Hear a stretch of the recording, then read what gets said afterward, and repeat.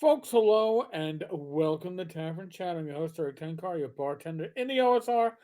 And I was looking for news regarding D&D, the OSR, RPGs, and then I said, you know what, let me look into VTTs, and I looked into Project Sigil.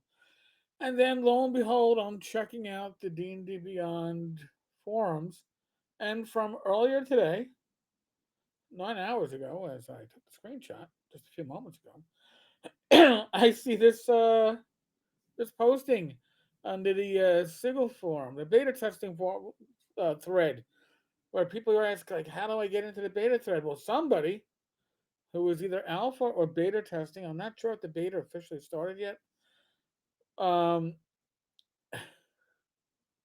posted their feedback. So I've removed their identifying information.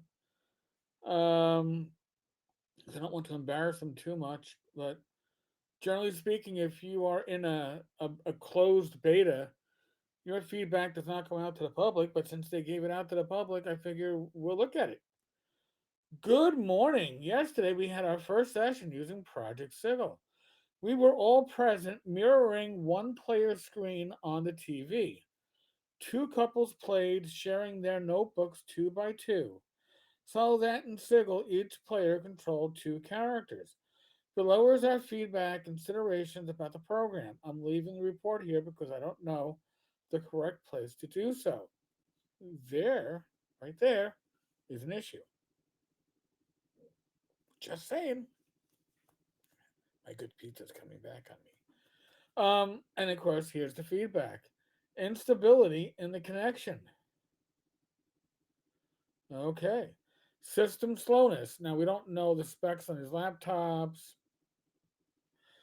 Will we have first person view for the miniatures? Unable to see the miniature during the creation or in customization process. We suggest limiting the movement of players' minis according to their speed. Hmm. Okay. Many that has had been created disappeared when another player logged in. So, from what I'm reading, just from these little bits of feedback, not ready for prime time, but that's what beta testing is about, right? Uh, Many had been created, disappeared when another player logged in. Some players had minis on their screens while others only saw tokens. That this corrected itself automatically after logout and new login. During the mini creation process, the dwarf looked like a small human. Okay. Well, I mean, are we playtesting 5.5? In which case, excuse me, I'm getting overclipped. A dwarf is a small human, right? I mean, I'm not wrong. A dwarf is a small human. There's no racial differentiations now. They're just little visual cues. Um, Connection bug. Difficulties when taking possession of two characters. Will we have a text box? That's a good question. That's an important one, I think, for any VTG. A text box would be useful to record dice rolls and the history of these rolls. Also, record any roll, not just the rolls, directly from the character sheets. Will we have dice customization? Bug in the bonuses on dice rolls. DM's rolls hidden. I'm guessing that's a suggestion. The ability to hide the DM's rolls. Optional automatic rolls. Initiative, saving throws, damage. Ability to access the complete character sheet within Sigil. Now, you think that would be in? You wouldn't want to have to bounce in and out of a program to see a character sheet. Advantage or disadvantage die was not rolled sometimes. Counting difficult terrain in mini movement. We had a bug in the initiative order during the escape, during the inescape. My understanding is that is they're all role playing the same scenario or playtest the same scenario. During the inescape, some characters were replaced by the fire token, and their turn was skipped. Optional automatic D20 tests. Thank you. I hope this message reaches the people responsible for creating this phenomenal program for all of us who love this game so much. I appreciate being able to be part of this. So that feedback's being given by somebody who really wants to like Project Zero. Now, as I record this, it is January 27th. We have not been given a date for an open beta. We have not, as far as I know, seen a huge increase of people getting into the beta. I do know one or two people that have been in the beta.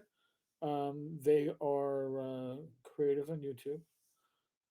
And for what it is worth, they spoke highly of the beta, but they did not go into any of the. You want to call this Easter eggs, or do you want to call these bugs? But these issues. But the monster manual releases in what 6 weeks, less, more or less. And once that's done, 5.5 or D&D 2024, D&D Forever is released. It's out in the public. It's out there, and Project Sigil does not have a release date, and it doesn't even have its actual title. Right? It's not going to be Project Sigil when it comes out. We know that. D&D One wasn't D&D One. D&D One was just D&D. What is Project Sigil going to be? D&D VTT?